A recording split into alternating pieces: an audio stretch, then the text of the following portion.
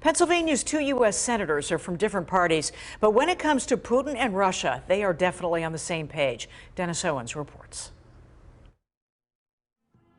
Russian President Vladimir Putin has accomplished an amazing feat, bringing Democrats, a dictator who is violating international law in ways we have not seen since World War II, and Republicans together in the U.S. This is a test. He wants to see if he can get away with this. He thinks he can. PA's two senators support harsh sanctions on Russia. We have to be determined to exact a price because of what he's doing. We stand united with the Ukrainian people. Toomey is the top Republican on the Senate Banking Committee, which oversees financial sanctions, which he insists can be as devastating as tanks and planes, even more so.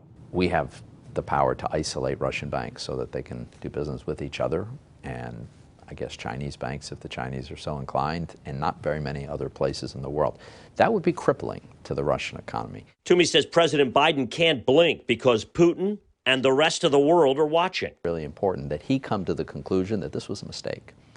And it's really important that the Chinese Premier Xi come to the conclusion that this was a mistake. Toomey fears that left unchecked, Russia snatches up Ukraine, then China snaps up Taiwan. And then all the other countries in the periphery of both Russia and China have to ask themselves, what can we do except just cut whatever deal we have to with the local bully, because otherwise we'll be next.